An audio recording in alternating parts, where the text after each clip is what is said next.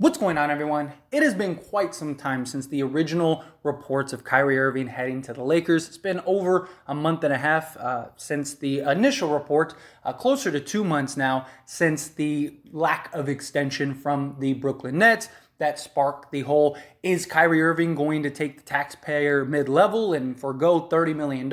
And then he opted in. And then all of the trade rumors started, and the Lakers started negotiations, and it kind of fell flat, and then it's kind of just been steadily conflicting reports since then, right? Well, now we're at this point where Kevin Durant has reiterated that he wants to be traded and gave the Brooklyn Nets and Joe Tsai a demand that they just cannot live up to. That just cannot happen.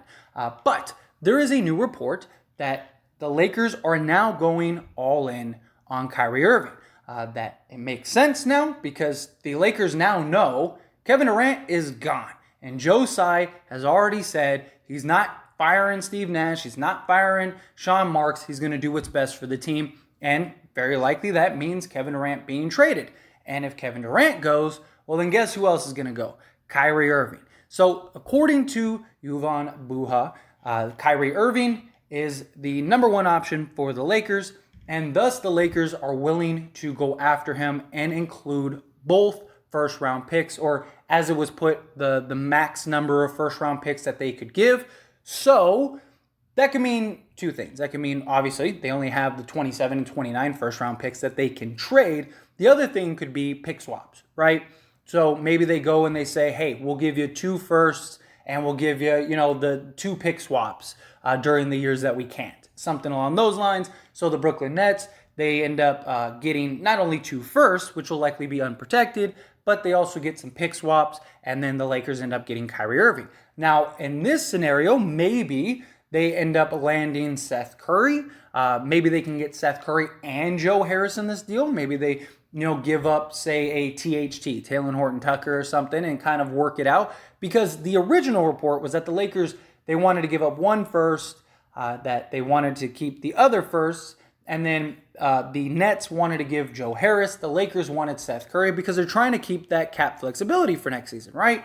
Everybody except for Anthony Davis is essentially a free agent, so the Lakers would have like roughly $80 to $100 million in cap space, and they don't want to lose that. Obviously, LeBron's going to have to re-sign. If they trade for Kyrie Irving, they would have Kyrie Irving's bird rights, so therefore they could go over the cap to sign him because Kyrie Irving opted into his deal. It wasn't a new deal or anything like that. It wasn't like he signed a 1-year deal, anything along those lines. No, this wasn't a sign and trade, anything. He's locked into the contract for another year. Lakers acquire him. Therefore, the bird rights are transferable. And since the bird rights are transferable, it would be a great position for the Lakers to be in with LeBron James and Kyrie Irving, and if they have 80 to 100 million in cap space, because they could essentially, theoretically, I'm not saying this would happen, but let's say Miles Turner, right? Miles Turner is a free agent next year. So they could go sign Miles Turner, sign LeBron James, and then sign Kyrie Irving to go over the cap, and you have basically a starting 5 of Kyrie, LeBron, Davis, Miles Turner, and then whoever the 5th option is. At that point, you got enough on the court to where you just need a shooter, defender, or whatever. The 5th guy is kind of just the icing on the cake, so to speak. So this would be huge for the Lakers. The Lakers, I imagine, are looking at this as like, this is our time to strike. Rob Pelinka has been very patient, and I have just been reiterating time and time again on this channel, Rob needs to continue to be patient. Because what just happened? Because Rob was so patient and waited and bided his time, he was able to just allow the Brooklyn Nets to continue to implode. And because they implode, now it's pretty good odds that Kyrie Irving is going to be a Laker. I mean, seriously, the odds that Kyrie becomes a Laker are very good because the Nets, they got to trade Kyrie at this point. Joe Tsai, Sean Marks, they're in a position now to where it's like it's time to start making moves. Kevin Durant, he wants to be traded. He's not going to stay. He wants the entire organization fired if he does stay. So you got to get him out. Kyrie, you don't want Kyrie there if Kevin Durant leaves. And so if you trade Kyrie now, great.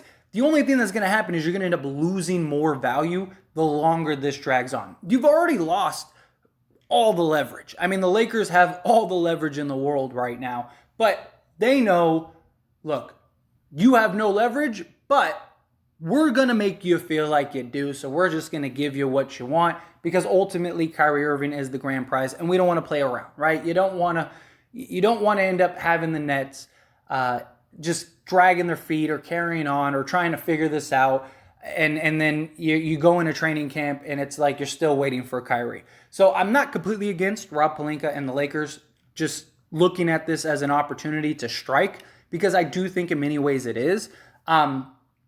Although the Lakers, you got an easy argument, right? Look, Sean Marks, nobody wants Kyrie Irving. Nobody.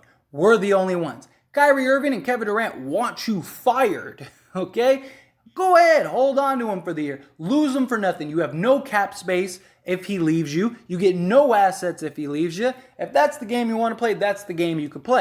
But why play that game with the Nets? If you're the Lakers, now's your opportunity to say, look, we could play hardball. We could go back and forth. We're in a position of just great leverage, but we want to keep a relationship. We want Kyrie Irving. Here is 2 first-round picks, and here is like 2 pick swaps. You wanted a first in a couple seconds. We're willing to go above that.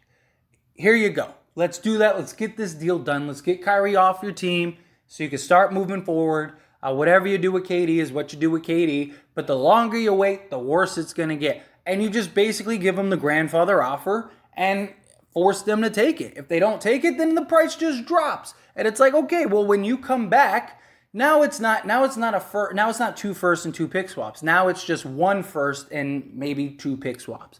And if depending on how long you take, if we get into training camp, now you're getting no firsts. You just play hardball with these guys. Because at some point, I agree, the Lakers do need to kind of put their foot down, right? At some point, Rob Pelinka needs to make an aggressive play, an aggressive move. I've been talking about how he needs to be patient for so long, and I agree. I'm glad that he did. I am thankful that he did, because who knows what would have happened. A lot of the deals on the table, we've talked about it here on this channel, like what other deal is there? The Nets deal for Kyrie Irving is the grand prize. The Pacers deal isn't going anywhere. No one's banging on the door for Miles Turner and Buddy Hield, so you don't have to worry about that deal. And then the Knicks and Jazz deals are all based on Donovan Mitchell getting traded, and who knows if that happens. So it's not like the Lakers can just pull the trigger on a deal right now. So they were really in a position that was best to serve them as to just be patient. And they were, and it paid off, right? Kevin Durant gave them an ultimatum that Joe Tsai cannot cave into, and just put the Brooklyn Nets in a very bad position where it's like, you got to trade KD and you got to trade Kyrie. And we're the only team that wants Kyrie. So we could either play these games, or you do what you need to do.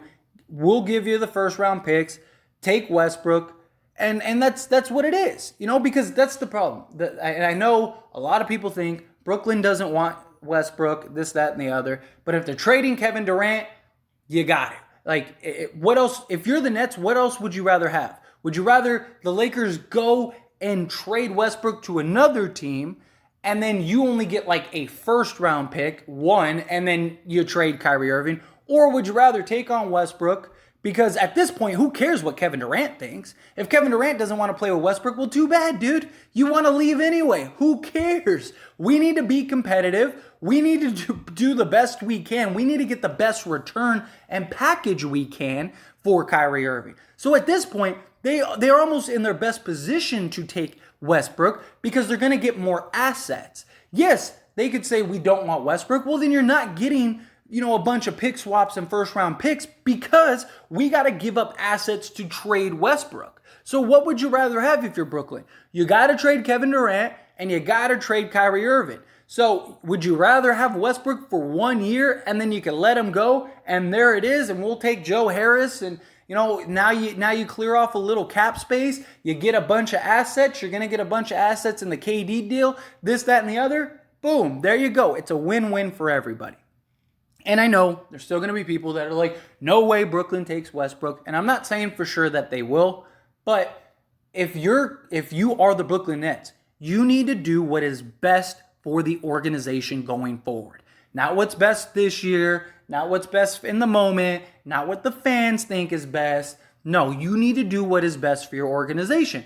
And the best situation for the organization is to recoup as many assets as possible for Kyrie Irving. They have no draft picks for the next 7 years because all of their picks are either pick swaps or unprotected first round picks to the Houston Rockets. So you can't tank, you can't do anything. You need to get as many assets as you can. Even if you end up trading Kevin Durant for, say, the Boston Celtics deal, you could still use Westbrook, because you could have Westbrook play the point guard. You'd still have Marcus Smart. Marcus Smart could play the 2. You can make it work if you had to. Ben Simmons, I know a lot of people wonder, Ben Simmons and Westbrook are going to be the worst duo ever. You don't even know if Ben Simmons is going to play. He didn't play the entire season last year, made a bunch of excuses, and how do you know you can even count on him? What if he doesn't play? You're going to be like, God, I wish we would have had Westbrook. At least you get a guy that's reliable, and it's only 1 year. It's 1 year, and if they want Ben Simmons, you're still not right? Tell you what, take the year off, get your mind right, get your body right, get everything because we need you here on out. So take the time you need. We got Westbrook for right now. After this season, Westbrook's gone. We need you to step up. So whatever you got to do, go to therapy, whatever. Do what you need to do, but we need you here. Or you try to work it out and you just interchange Westbrook and Ben Simmons, whatever. You figure it out. It's 1 year, and if you're the Brooklyn Nets, like I said, you need to gain as many assets as possible because you're not in a position otherwise. If you say we do not want Westbrook, that's fine. The Lakers can still trade Westbrook to a third team and still end up getting Kyrie Irving. They'll still end up with Kyrie Irving. It's not the end of the world. But if you're the Brooklyn Nets, those are assets that you could get that you're just giving to another team for free. Why? Why would you do that? If Kevin Durant wanted to stay, okay, that makes sense. But he doesn't. Kevin Durant doesn't care. He wants out. He wants to be traded. So guess what? You trade for Westbrook. You tell KD, hey, until we can find a trade for you, you're playing with Westbrook for another year. The two of you made it to a finals. Yeah, you made it to a Western Conference Finals. You guys were a good duo. You got to ride it out for a year. We'll continue to try to trade you. But hey, guess what? You're stuck with them for right now until we trade you. That would also be a big smack in the face to Kevin Durant. So I can see Joe Tsai doing that. But anyway, as always, this is a discussion, so I pass the question on to you. Let me know your thoughts and opinions down in the comment section below. What do you think about this news that the Lakers are willing to go all in, give up all of their picks, however many first rounds it takes, to go get Kyrie Irving? Are you excited for this? Are you not excited for it? However you feel about it, let me know your thoughts and opinions down in the comment section below. That being said, hit that like button. Helps me out a lot. Lets me know you enjoy these types of videos, and I truly appreciate it. If you're not subscribed to the channel, hit that subscribe button, followed by the bell notification. Stay up to date with all things sports. Join this wonderful community and all of our discussions. I'll see you all in the next one. Thank you.